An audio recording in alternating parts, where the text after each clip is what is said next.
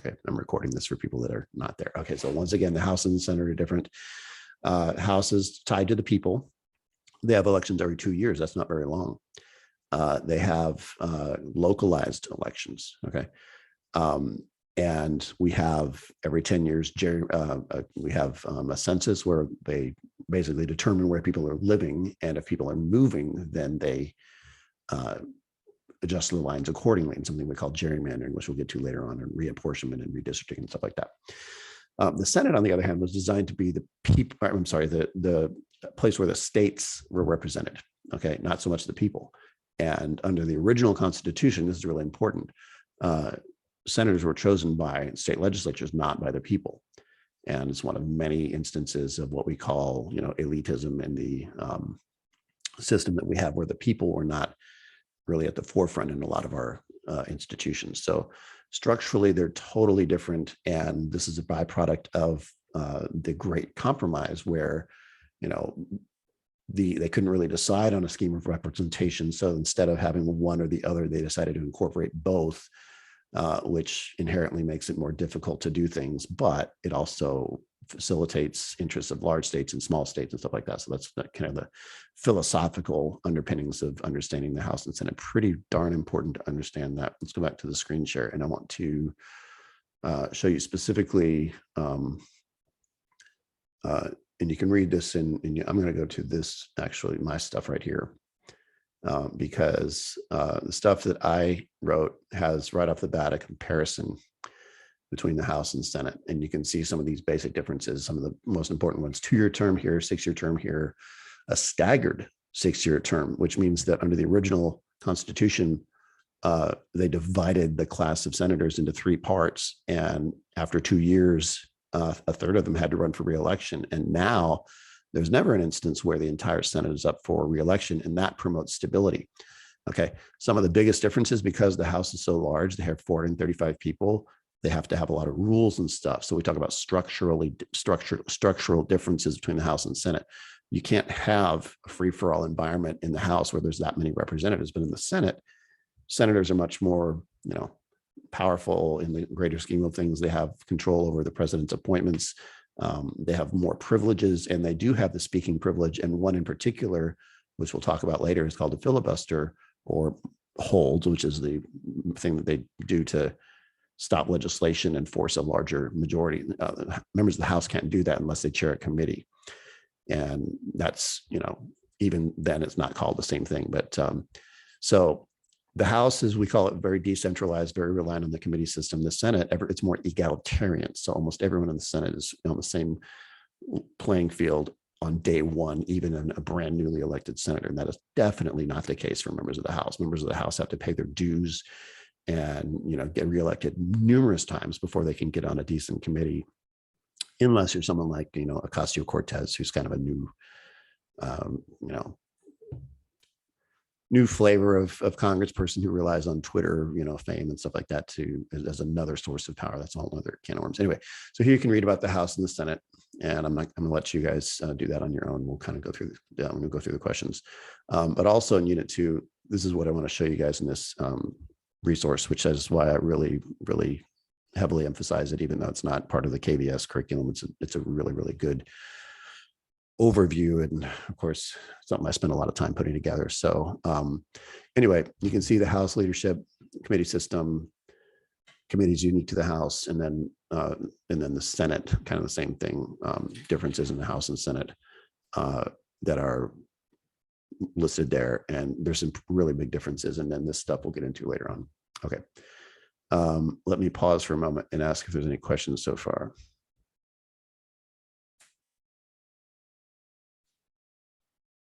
Okay, so if there's no further questions, let's go ahead and go back to the question set. And I've totally lost the screen share. Hang on a second. I have no idea what's showing right now. It's still screen sharing. Okay. All right, so let's go back to the question set. And can y'all see that? Thumbs up if you can see it. You can use your actual thumb or there you go. Okay, good. All right, so explain the reasons for the differences in chamber sizes in the House and the Senate. Describe how the different constituencies influence the formality of debate. Okay, so let's give you some specifics to write down. Okay, first and foremost, the House was the body that represents the people more directly, okay, more proportionally than in the Senate.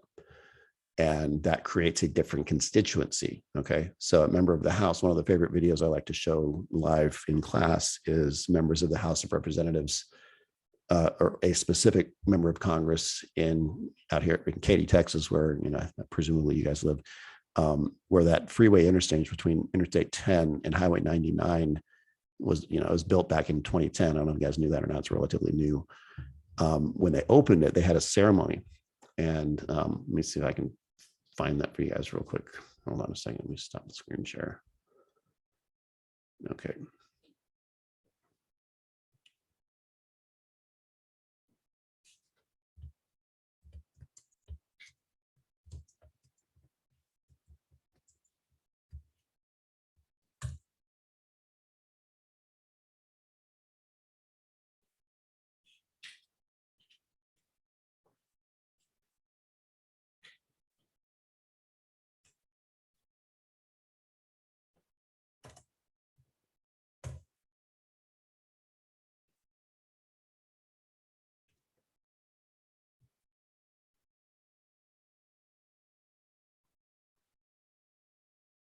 Okay, I don't know if you guys can hear that audio or not, but let me go back to the thing here and show you this. Okay, this is actually a video on YouTube where members of Congress are literally taking credit for the opening of this freeway interchange. And there they are cutting the ribbon. Can you all see that? Okay. And I don't think I'm sharing the audio for this, but if you were listening to the audio, they would be, we're here to open this this important interchange between Interstate 10 and 99 because it's like a coronary bypass. He talks about all this stuff. That's John Culberson. He's got a thick East Texas accent. And, he's a member of Congress, and they are quite literally taking credit for building it. Okay. You're not going to see senators do that. Okay. So that really shows you, going back to the question here, that's the, the difference in constituencies. What that means is members of this House are very tuned into the fact that they have to make their constituents happy, and building a 26-lane freeway dramatically, relieved congestion on the west side of Houston. And that's something that they vote for. Now, that's not to say a senator couldn't do that as well. It's just, they're too, good for that. They don't have to worry about that because they have, a lot more things to point to as opposed to, but this is a very localized thing where Culberson literally represented West Houston. And so he went and kind of bragged and said, look what I built you. Okay. So that's, now the formality of debate we talked about already. You can't have loose debate rules when you have, 435 people. So in the House, they divide things up into committees. And debate is very structured. So if you watch a debate, and I'm not going to take the time to do it because I want to keep this relatively short, but you'll see members, if it's a House committee hearing, there'll be somebody and they'll have a gavel. The gentleman's time has expired, and they'll start banging on the gavel. The gentleman's time, if it's a woman, the gentlelady's time has expired. I yield my time. Now you get that kind of formality and stuff that doesn't happen in the Senate, because in the Senate you can get up there and let me pull up my favorite Senate.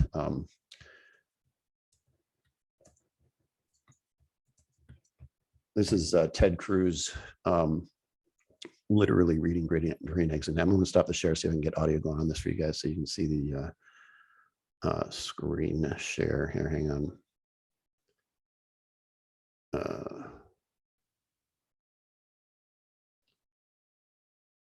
Let's see, share screen. Oh, share sound. Here we go. Okay, so let's try that again. And here's Ted Cruz. Sam, I am. I do not like them in a house. I do not like them with a mouse. Thumbs up if you can hear the audio. Here or there. I do not like them anywhere. Okay. I do not like green eggs and ham. I do not like them. Sam, I am. So you may wonder, what in the heck is Ted Cruz doing? Oh, there you go. Enough of you. All right. Why is he reading Green Eggs and Ham? Well, because he can. Okay. Now he was engaging in something what is called a filibuster, and during a filibuster, you have the privilege of speaking. That's a big, big difference between the House and Senate. And that privilege is virtually absolute. The only way you can stop a filibuster is if you get what's called closure, which is not spelled with an S, it's with a T, cloture, CLOTURE. And that's a 60 vote threshold. And here's the thing, any member of, hold on. Reading the comments. Any member of the Senate can speak for any reason whatsoever. And once they hold the floor until they yield. And that can be used as a tactic to delay legislation or a nomination or something like that. Now, the reality is nobody does that anymore. They instead institute what's called a hold, which is a procedural device that does the same thing as a filibuster. It allows a member of,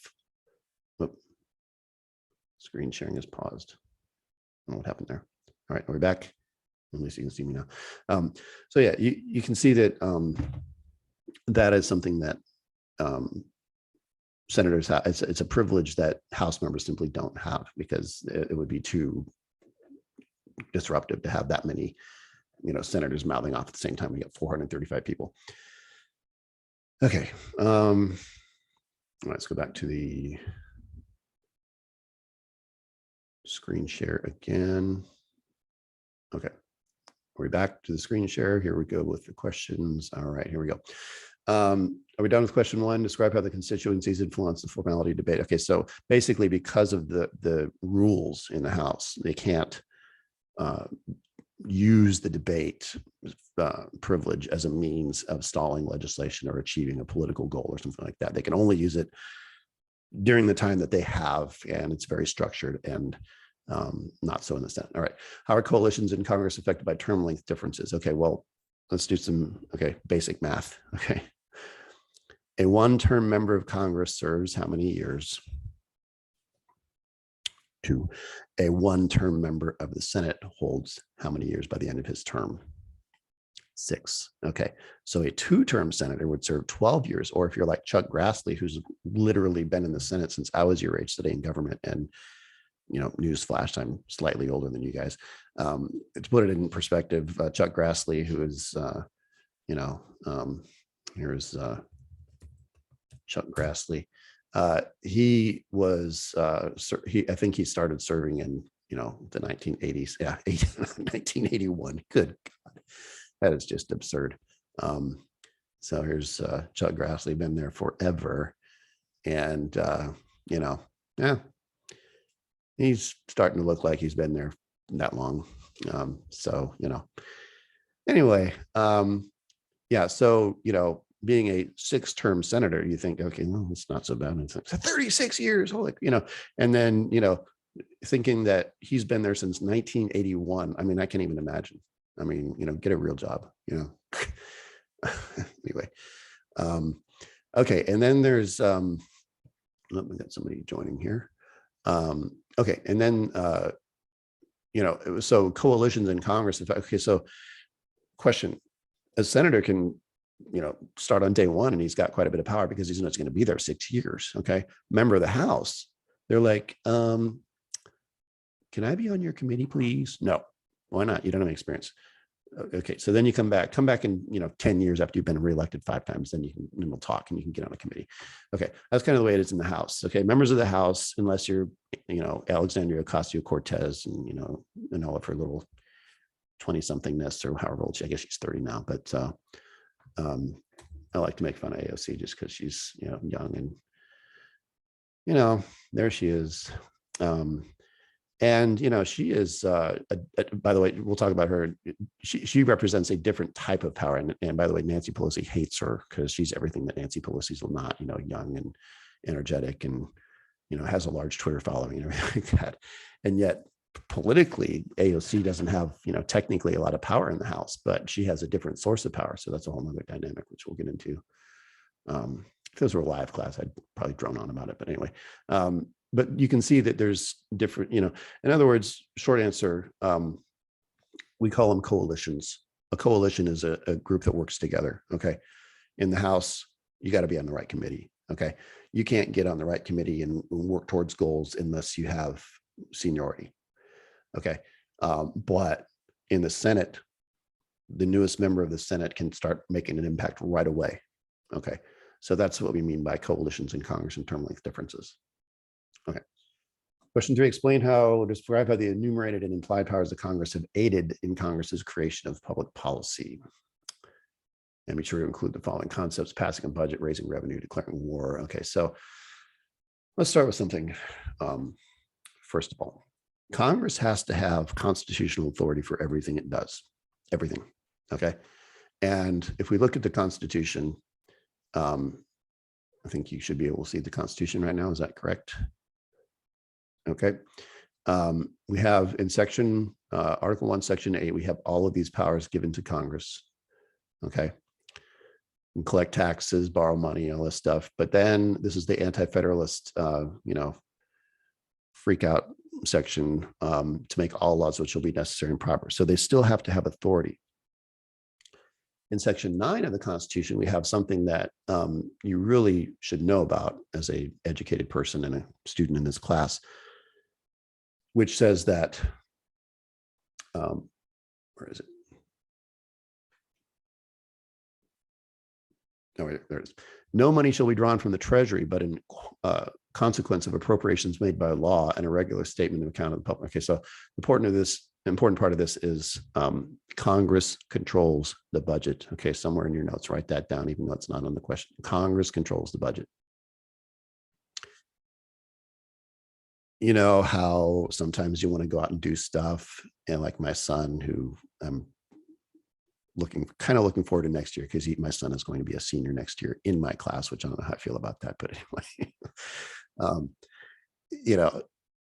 if you're a typical family, middle class, your parents have a certain degree of control over you, whether you like it or not, because they control the budget. And if they want to quit paying your car insurance or, take away something like that, that can impact your behavior. Okay. Well, guess what? Congress controls the national budget. So the president can talk, the president has certain powers, but ultimately the president has to work with Congress because Congress passes the budget. Now there's an exception with the courts and the Supreme Court and their independence and stuff like that, but still, they still have to worry about Congress because of this provision right here. Okay. So, again, just kind of be thinking about those things. So passing a budget, that's a really big thing. Raising revenue, that's something that only the House can, by the way, pass a revenue bill. That means they can only the House can institute new taxes initially. The Senate has to go along with it eventually in passing the budget. Declaring war and maintaining the armed forces, that's an exclusive power of the national government. Enacting legislation that, and again, I don't know what they're getting at in this question, describe how the enumerated, okay. So a wide range of economic, environmental, social issues. Okay. There was never any mention in the Constitution of economic regulations other than regulating commerce. Certainly wasn't anything about regulating the environment, and yet we have the EPA. Okay. And yet, if you remember what I told you earlier in this session, Congress has to have power for everything they do. So where does Congress get the power to regulate the environmental issues? Carbon emissions, stuff like that, make you have a catalytic converter on your car. Well, that flows through the Commerce Clause. So there are two main sources of congressional power that regulate or that influence the states. One is through the taxing and spending power. So if Congress wants to stimulate the economy and make everyone, temporarily rich, and then only to have it eaten away through inflation, which they did, sorry, shouldn't editorialize, but they can do that. They have that power. They can print money if they want. If they want to regulate, whether it's the environment or whether it's, the kind of car you drive, Congress could pass a law right now if they wanted to, saying that, sorry, I'm tired of hearing you complain about gas. You just have to buy an electric car. And, if you go on a road trip, I guess, it'll be a very long one because you'll have to stop and charge for, 5 hours at a time. But they could do that if they wanted to. Okay. Congress has the power to regulate. They absolutely have that power. By the way, I'm all about the environment. I just, electric car. I forget what I read. I saw somewhere that some journalist did a road trip in an electric car. It sounds great, but it's, not there yet. It'll get there eventually. good for around town, but okay. So just be aware that this wide range of economic activity, one of the favorite question types on the College Board exam or on the AP exam is of the following, which enumerated power does Congress use to do blah, blah, blah, blah, blah. And if it's anything regulatory, it's the Commerce Clause. If it's anything involving taxing or spending, hiring people for a jobs program, it can be the power to tax. It can be the power to tax and spend for the general welfare, or here's a sneaky one. It can be the power to borrow, because the sad reality of where we are today, it's going to get depressing really quick.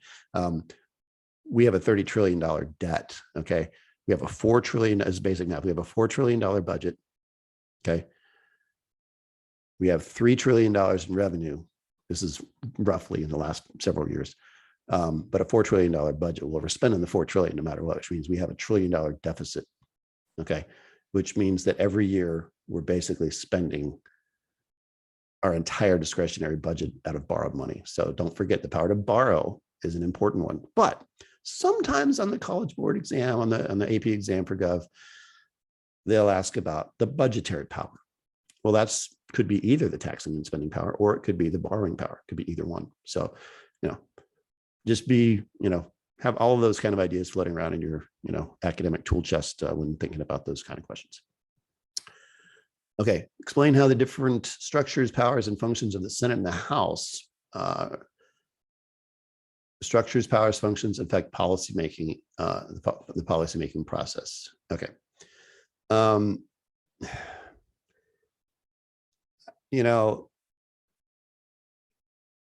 Bottom line is legislation has to go through both the House and the Senate. It's a very different environment in the House than in the Senate. Okay. The House of Representatives, I could be wrong about this, but in response to the anticipated overruling of Roe versus Wade, the House has probably proposed and probably passed, I should probably know this, but something that would federally legalize abortion. The Senate is like, yeah, not yet. They don't have the votes. Remember, all it takes is one opposition senator to trigger a 60 vote threshold. They don't have that. So, that affects the policymaking process, because you have to have strong coalitions in both the House and the Senate. And if you don't have 60 votes in the Senate, you don't have anything. Even with the majority of the Democrats have right now, they have 2 dissenters in the ranks, which effectively means even though they technically have the majority, they don't. And they can't even do, simple stuff. So we have what I would call right now quasi-divided government. We have technically unified government, but they're not acting like they're unified. Joe Manchin in particular, Kristen Sinema from Arizona. If you don't know those people, look them up. Okay, what are the different constitutional responsibilities of the House and Senate? Okay, so here's some quick ones. We'll be quick. All right. The House proposes revenue bills. Simple. Any new revenue, any new tax, the House proposes. The House impeaches the president. Impeachment does not mean removed from office. Okay. The Senate has a very, very important power counteracting the president's power. Okay. Here's the Constitution. Here's Article 2. Oh, never mind. That's not the Constitution. Here's the Constitution. Article 2. Raise your hand if you can see that. Okay. Article 2. When it gets to Section 2, powers of Congress, the president shall have the power, by and with the advice and consent of the Senate, can make treaties provided 2/3 agree, shall appoint by and with the advice and consent of the Senate, ambassadors, public ministers, judges of the Supreme Court, and all other officers of the United States. Okay. By and with the advice and consent. That means the Senate is involved, or they should be. The Senate can advise them, but the Senate ultimately gives consent. If the Senate withholds consent, then guess what? The nominee doesn't go forward. So that is, going back to our question set, a very important responsibility of the Senate, the confirmation role. Huge. Okay. Also, senators ratify treaties. As we said, senators convict in an impeachment trial, which has never happened. There's never been a Senate trial for impeachment that resulted in removal from office. There's never been a conviction, or because it requires a 2/3 threshold. Okay. Different constitutional responsibilities of House and Senate that affect the policymaking process. And again, I would just reiterate, we just did that one, I guess. Okay, never mind. Chamber-specific procedures, rules, and roles that impact the policymaking process, roles of the Speaker of the House, filibuster and closure, unanimous consents and holds. Okay, we kind of talked briefly about those. Let's kind of go through them very quickly. Now, what I'm about to tell you may deviate slightly, so I don't want to get, this is not I don't know what, without actually looking at the exam ahead of time, which I think would probably be just a bridge too far. But the speaker is all about, committee assignments and running the floor of the House, okay, when they're in session. Most of the work of the House happens in committees. And the most important connection between the committees and the chairmanships of the committees is the appointment by the speaker, okay? So if we go into our materials here in Unit 2, there's a whole bunch of stuff on the committees and the committee system and stuff like that. So I would strongly encourage you to read that. And it looks like on page 48 in the materials I gave you, because we're not gonna have time to go through every single thing. Okay. But I will say this, in the Senate, in the House, much more so than the Senate, being on the right committee matters. Senators have power regardless of which committee they're on. Members of the House have to be on a good committee. Otherwise, they have no clout. Okay, filibuster and closure. Senators can use these methods to delay or stop legislation or to shape legislation. Okay, members of the House don't have that power. A hold is a poor man's, it's a easy filibuster, okay? It's the Bisquick of filibusters, okay? You don't have to, I don't know if you ever bake it all, but there's all-purpose flour and baking soda and Bisquick's got it all good to go. So you just issue a hold and you're done. And unanimous consent. Now, this is kind of a tricky one for some people. It's actually really simple if you think of the plain meaning of unanimous consent. Unanimous means everybody. Consent means approval. So a unanimous consent agreement in the Senate is an agreement ahead of time when considering legislation that precludes this shenanigans of a hold and a filibuster. So if you get a unanimous consent agreement, that means your legislation is going to sail through like butter, okay? And when do we see unanimous consent agreements? Okay, I'm going to be emphatic and stop the screen share for a second. When do we see unanimous consent agreements? Okay, the answer is when there's an emergency, okay? And the greater the emergency, the more the likelihood that they're going to use these unanimous consent agreements. So when we have something like, I don't know, a global pandemic and everyone's like, oh my God, we got to do something. Oh, I don't know, let's spend $2 trillion and give everybody a bunch of money. Okay, fine, let's do it. But unanimous consent. And there's no, and by the way, spending $2 or $3 trillion is not a small amount of money. But with a unanimous consent agreement, it's just like, okay. And there's no debate. And, here we are. So, I think in the early days of the pandemic, nobody knew what to do. Okay. So, but, the benefit of hindsight, we can look back and say, maybe we should have, not shut down everybody. I don't know, but at the time it seemed like something reasonable, and a unanimous consent agreement makes it possible to act very quickly. Same thing happened in 2008 when the economy collapsed because, people were buying houses they couldn't afford, and all of a sudden, home values crashed, and GM went bankrupt and all these companies went bankrupt, and the government was like, we got to do something. So unanimous consent, pass $1 trillion here and there, and off we go. So just be aware of that. By the way, there's a sneaky way this is tested very commonly. A unanimous consent agreement in the Senate functions very similarly to the way the Rules Committee, rules, RULES, the Rules Committee works in the House. The Rules Committee in the House shapes legislation, determines how it proceeds through the lawmaking process. In the Senate, any senator can act as a bump in the road and delay legislation. But if you've got a unanimous consent agreement, it's like you're creating a rule ahead of time that we're not going to mess with this bill. Okay, so take that one to the bank. That gets asked at least every other year in the AP exam.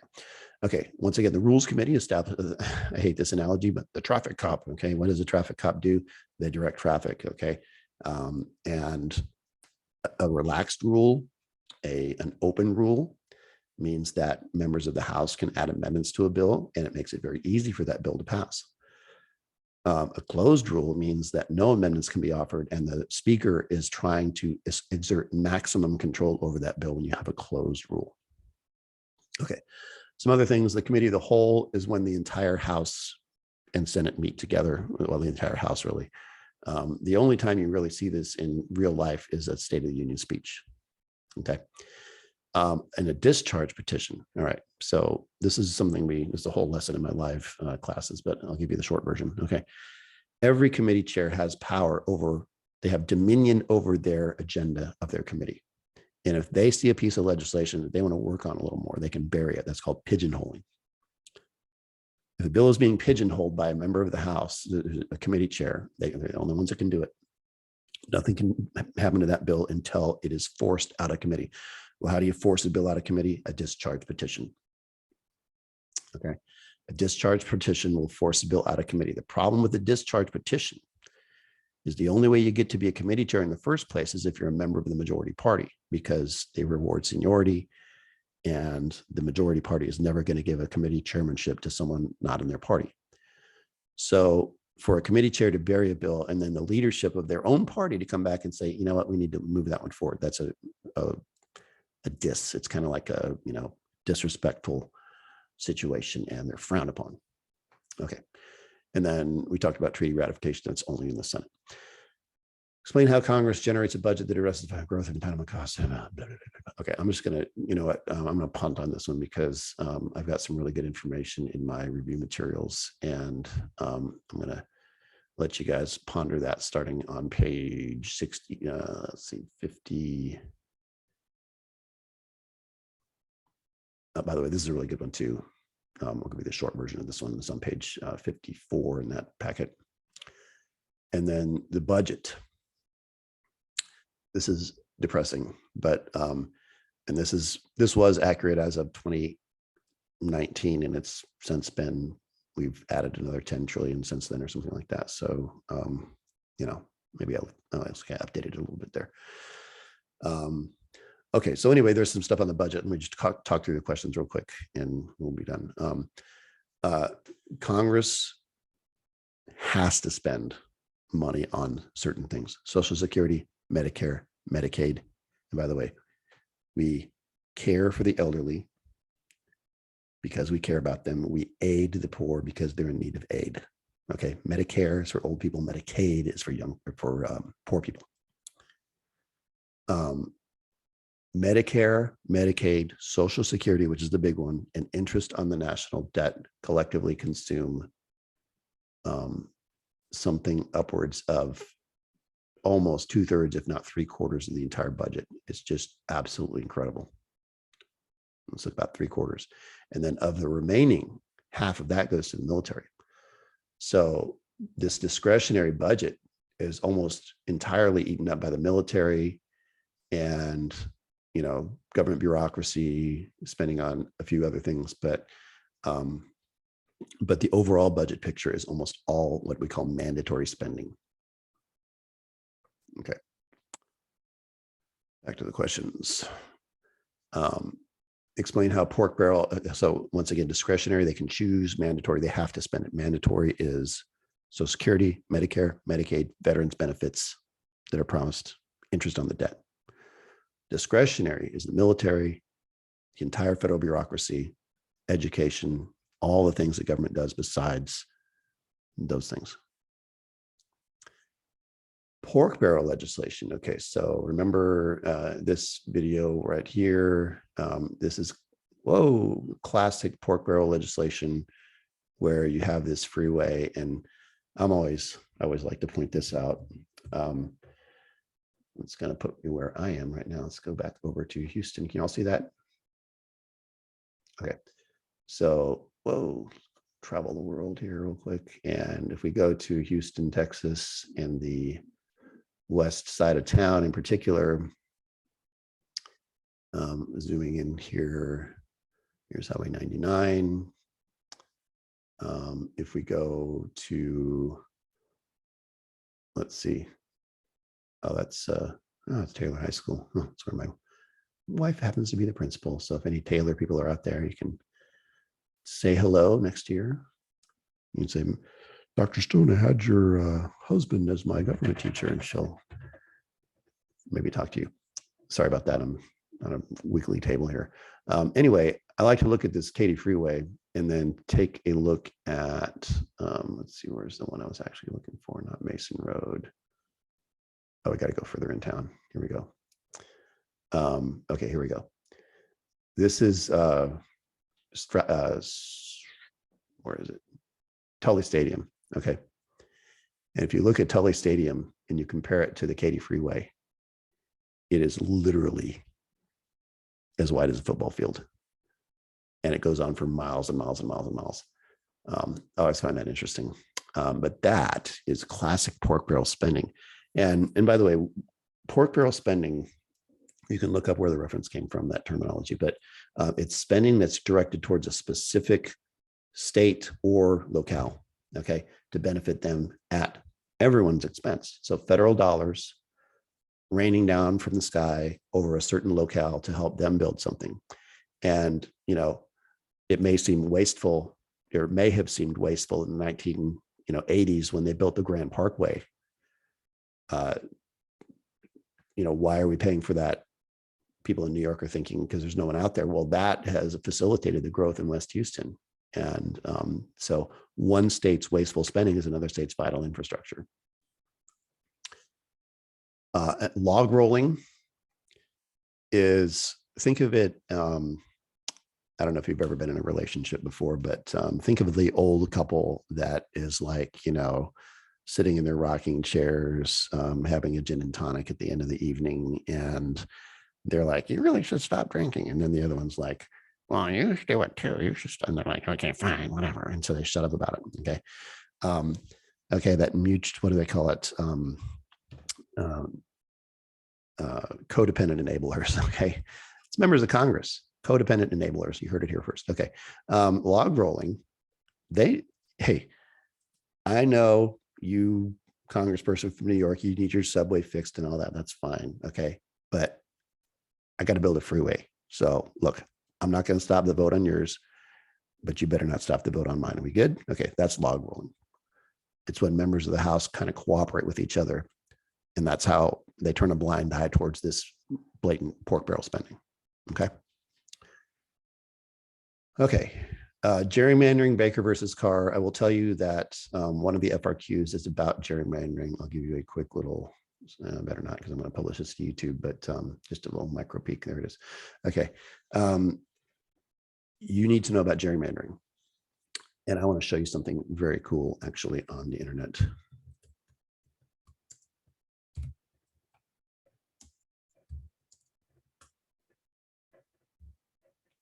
I have to do something about this table. Okay. Can y'all see this? This is the gerrymandering project of 538. Okay. So Nate Silver is a statistician, and he does all kinds of stuff on his website. It's really pretty cool, actually. And he's got this thing called the Atlas of Redistricting. And you can see, we're going to use Texas as an example. Okay. These are I want to say the current congressional districts in the state of Texas. And I wish I could make it larger, but I don't think I can without maybe a little bit. Anyway, you see around Houston, there's all these districts concentrated in there because there's a lot of people and you have these big wide open districts. Well, one thing that's interesting about Austin, you ever seen those t-shirts, Keep Austin Weird? You know, it's kind of like Austin is a little oasis of California, you know, California within the state of Texas. and you get all these kind of, liberal policies out of Austin. But funny thing, they have 1, 2, 3, 4, 5 congressional districts, 6 congressional districts that are connected to Austin that are Republican. And so you should ask yourself, why is that happening? And who's drawing these districts? These don't make any sense. If the Democrats are drawing them, they'd look like this. And you'd have this kind of oasis of Democratness in around the Austin, okay? But instead, they look like this.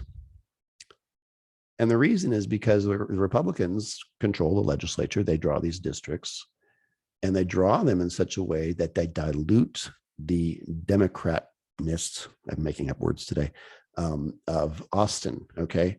They're taking away Democrat strength in Austin by connecting all. Look at that. This is Fort Worth, Texas. This is like where the Dallas Cowboys play, and they're connected with Austin. And then this one in here, this is Barker Cypress Road over here, if you were to be able to zoom in. And how is that anything close to the needs of what's in Austin? Doesn't make any sense, but they do it because they're guaranteeing outcomes. And look at all these, look at the likelihood as I hover over these. Can you all see the hovering? 99.9% chance of reelection, 99.9 chance of reelection, 97%, 90.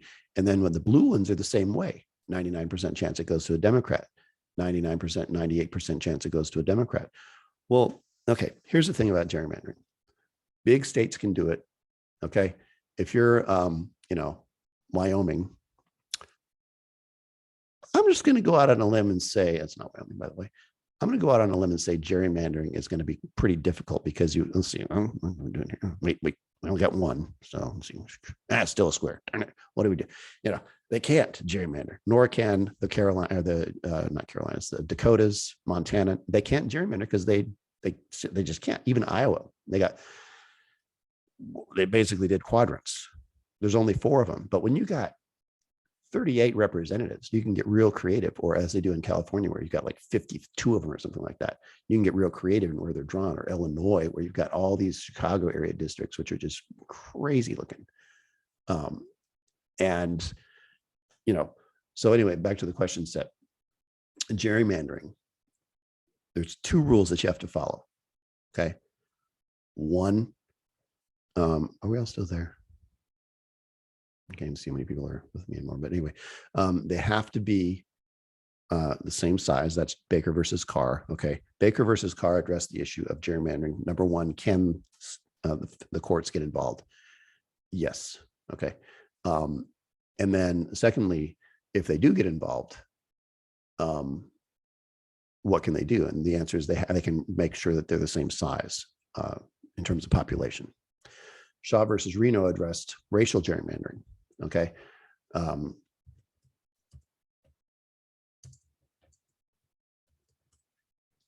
Okay, so here's Shaw versus Reno. And I'll give you the short version on this. Okay.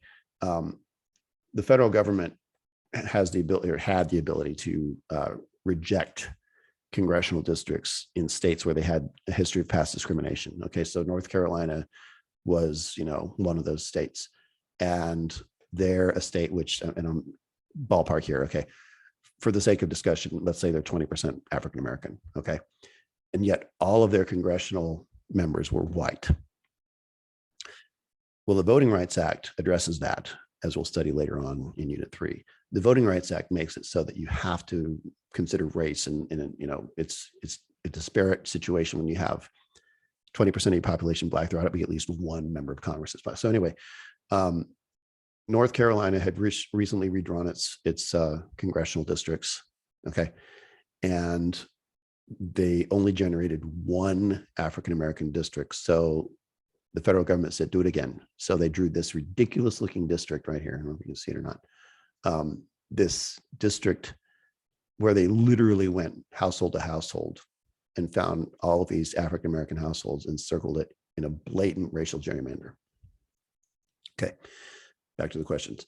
What the court did with this is they said, look, racial gerrymandering is only okay if it's the only way to ensure diversity among your congressional delegation. What they said here is like, you guys just went too far. Okay.